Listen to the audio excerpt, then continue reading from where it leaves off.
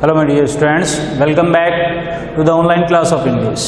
Today in this class we will learn format of speech for 12th class. Let's look at the board. Format of speech writing. We are going to learn format of speech writing. और speech writing है, it covers 7 marks in the board exam. Board exam में ये 7 number है, 7 marks है, उसको cover करती है. और इसके ऑप्शन में जो टॉपिक होता है वो होती है आर्टिकल एंड स्पीच. दोनों में से आपको एक अटेम्प्ट करना पड़ता है और ये 7 नंबर का होता है.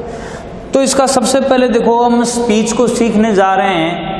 इसका जो फॉर्मेट है उसको सबसे पहले आप देखिएगा. सबसे पहले हम टाइटल देंगे. जैसे कि क्वेश्चन में हमें टॉपिक दिया जाएगा कि इसके ऊपर हमें स्पीच लिखनी है, स्पीच राइटिंग लिखनी है, तो उस टॉपिक का जो नाम है यहाँ पर आ जाएगा. स्पीच ऑन लगाकर क्या है यहाँ पर आ जाएगा. जैसे कि फॉर एग्जाम्पल मैं लिख देता हूँ स्पीच ऑन फेयरवेल पार्टी, इस तरह से speech on farewell party, speech on teachers day etcetera. तो यहाँ पर क्या है, ये टॉपिक का नाम लिख दिया जाता है. उसके बाद में देखो हम स्टार्ट करते हैं. तो सबको जैसे कि गुड मॉर्निंग कहते हैं, तो गुड मॉर्निंग एवरीबॉडी. यहाँ पर आप एक्सक्लेमेटरी मार्क का यूज करोगे, न कि फुल स्टॉप का. ओके. और गुड का जी है वो कैपिटल होना चाहिए. Good morning everybody. इसके बाद में देखो आप जो भी वहाँ पर उपस्थित होते हैं और उनको जैसे कि बड़ों से छोटों की और सबसे पहले क्या उनको संबोधित किया जाता है, उनका नाम लिया जाता है एक सम्मान के तौर पर. तो सबसे पहले देखो आप ऑनरेबल मतलब सम्माननीय, चीफ गेस्ट मुख्य अतिथि जो कोई भी हो सकता है, यहाँ पर कोमा लगाकर अदर डिस्टिंगाइज्ड गेस्ट, अन्य क्या है विशिष्ट अतिथिगण. जैसे कि मुख्य अतिथि तो एक होता है लेकिन उसके अलावा भी अन्य अतिथि होते हैं, तो उनका जिक्र भी कर दिया हमने. जिक्र करने के बाद में अगला क्रम है सम्माननीय के तौर पर प्रिंसिपल का. तो हमने लिखा प्रिंसिपल कोमा, प्रिंसिपल के बाद में हमारे जो टीचर्स हैं उनका नंबर आता है. तो देखो रेस्पेक्टेड मतलब सम्माननीय या आदरणीय, एंड वर्दी मतलब योग्य काबिल टीचर्स अध्यापकगण, सम्माननीय और योग्य अध्यापकगण. पैनल ऑफ जजेस, पैनल ऑफ जजेस का मतलब क्या होता है, जैसे कि एक अलग से 3-4 जनों की टीम बैठी हुई होती है और जो कोई भी अपनी चाहे स्पीच हो, चाहे फोक डांस हो, ठीक है, किसी भी तरह का कोई कार्यक्रम है, कोई भी प्रोग्राम है, उसकी प्रस्तुति कोई स्टूडेंट देता है, तो उसके वो अंक निर्धारित करते हैं, कितने नंबर देते हैं उसको क्या है. जैसे कि फर्स्ट प्राइज़ किसको दिया जाएगा, सेकंड प्राइज़ किसको दिया जाएगा, थर्ड किसको दिया जाएगा. इस तरह से वो नोट करते रहते हैं कि सबसे अच्छी प्रस्तुति किसकी रही, इसीलिए उनको कहा जाता है पैनल ऑफ जजेस. तो उनका नाम भी लिया. एंड लास्ट में जैसे कि साथी स्टूडेंट्स होते हैं, तो एंडियरिंग फेलो स्टूडेंट्स. एंडियरिंग का मतलब प्रियतम, जिसे डियर मतलब प्रिय, ये उससे थोड़ा सा और अच्छा है. एंडियरिंग मतलब प्रियतम. फेलो स्टूडेंट्स मतलब साथ पढ़ने वाले स्टूडेंट्स, जैसे स्कूल के साथ पढ़ने वाले स्टूडेंट्स, उनका जिक्र किया. बस सबका जिक्र कर दिया. लेकिन ये हमें यहाँ फुल स्टॉप नहीं लगाना है. हम ये गलती कर देते हैं, हमें फुल स्टॉप नहीं लगाना है. Full stop only and only किसके आगे लगता है, सेंटेंस के आगे लगता है, वाक्य के आगे लगता है. और ये एक सेंटेंस नहीं है, सिर्फ हम यहाँ पर संबोधित कर रहे हैं, नाम ले रहे हैं इनको. इसके बाद में स्टार्ट किया जैसे कि आई के बाद में ब्रैकेट में आप अपना नाम लिख सकते हो, क्लास लिख सकते हो, अपनी पहचान बता सकते हो. जैसे कि आई के बाद में सपोज करो इनका नाम रमन सिंह है, तो इन्होंने लिखा Raman Singh class 12th bio, फिर ब्रैकेट को क्लोज कर दिया. इसीलिए क्या है आगे से I stand before you to deliver a speech. Speech देने के लिए मैं आपके सामने हूँ. ठीक है, इस तरह से उन्होंने कहना शुरू, इसके द्वारा कहा जाना शुरू किया जा रहा है. यहाँ पर देखो I Raman Singh class 12th bio stand before you to deliver a speech. मैं Raman Singh, class 12th bio, आपके सामने स्पीच देने के लिए खड़ा हूँ। फर्स्ट ऑफ ऑल, सबसे पहले जहाँ पर भी हम गैप देते हैं थोड़ा सा बोलने में, वहीं पर कोमा लगा देते हैं।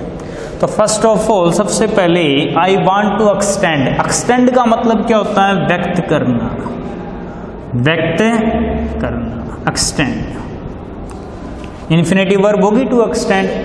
First of all, I want to extend my heart felt respect. देखो माई किसके लिए आया है? माई रेस्पेक्ट के लिए आया है, और उसमें हार्ट फेल्ट मतलब हृदय में या मन में महसूस किया हुआ। ये एक एडजेक्टिव वर्ड हो गया यहाँ पर। मेरे मन में या हृदय में महसूस किया हुआ सम्मान है, सबसे पहले मैं व्यक्त करना चाहूँगा। किसके प्रति? टू का अर्थ है यहाँ पर के प्रति। टू का अर्थ क्या है? के प्रति। टू आवर टीचर्स, हमारे अध्यापक गणों के प्रति। जैसे कि इनकी इच्छा है, तो ये कह रहा है कि सबसे पहले मैं मेरे मन में महसूस किया हुआ आदर या सम्मान है मेरे अध्यापकों के प्रति व्यक्त करना चाहूँगा। जिन्होंने who have selected me to deliver a speech, जिन्होंने मुझे स्पीच डिलीवर करने के लिए चुना है, सेलेक्ट किया है। इसके बाद में देखो, I feel proud of my self, मैं खुद पर गौरवान्वित महसूस करता हूँ या गौरवान्वित महसूस कर रहा हूँ। For having a chance to express my views. Express मतलब व्यक्त करना है यहाँ पर। एक्सप्रेस का अर्थ भी क्या है? व्यक्त करना। व्यूज का मतलब क्या है? विचार। तो यहाँ पर क्या कहा जा रहा है? देखो, I feel proud of my self, मैं खुद पर गौरवान्वित महसूस करता हूँ या कर रहा हूँ। For having a chance to express my views, मेरे विचार है उनको व्यक्त करने के लिए अवसर पाकर मैं खुद पर गौरवान्वित महसूस कर रहा हूँ।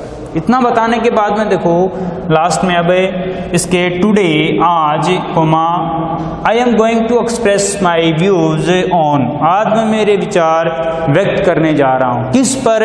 यहाँ पर देखो हमने कोई टाइटल दे दिया फेयरवेल पार्टी का, तो यहाँ पर भी वही आ जाएगा, farewell party, on farewell party. Teachers day, तो टीचर्स डे का नाम आ जाता है, बस फुल स्टॉप आ गया है यहाँ पर। इस तरह से तो ये दो देखो यहाँ पर ये मैंने ब्लैंक छोड़ी थी, ब्लैंक है, इसकी जगह टाइटल का नाम आता है। और यहाँ पर भी देखो ये डॉट डॉट दी गई है, यहाँ पर भी टाइटल का नाम आ जाता है। बाकी चीज़ें हर स्पीच में आपको सेम लिखनी है। ये जो लाइन है बहुत इंपॉर्टेंट है, हर स्पीच में आपका आधा पेज कवर करेगी, ठीक है। तो इस तरह से कि आज मैं मेरे विचार फेयरवेल पार्टी पर व्यक्त करने जा रहा हूँ, फिर आपको अपने विचार व्यक्त करना है, ठीक है। अब ये हम इसको क्या है कंप्लीट करेंगे, जैसे कि अलग अलग स्पीच में सेम इसी तरह से आपको लिखना है स्टार्टिंग में, और फिर आपके विचार यहाँ पर व्यक्त करना है। जो भी आपको अपने विचार व्यक्त करना है वो यहाँ पर लिखना है, और शुरुआत इस तरह से करनी है आपको। इसका एंडिंग पार्ट है, एंडिंग पार्ट में देखो आप with this words, with this words, इन्हीं शब्दों के साथ आई पोज माई स्पीच, मैं मेरी वाणी को विराम देता हूँ। इस तरह से मतलब मेरी स्पीच को रोकता हूँ। लास्ट में धन्यवाद, जैसे कि थैंक्स या थैंक यू वेरी मच, पूरा भी लिख सकते हो या शॉर्ट में आप लिख सकते हो थैंक्स। बस ये फॉर्मेट है। यहाँ पर ये जो जगह है, यहाँ पर आपको अपनी तरफ से जो टॉपिक है, टॉपिक के बारे में आपको अपने विचार व्यक्त करना पड़ता है। बाकी ये फॉर्मेट है। हम ने क्या सीखा है? फॉर्मेट सीखा है। आगे हम स्पीच करेंगे नेक्स्ट क्लास में। Okay, thank you very much.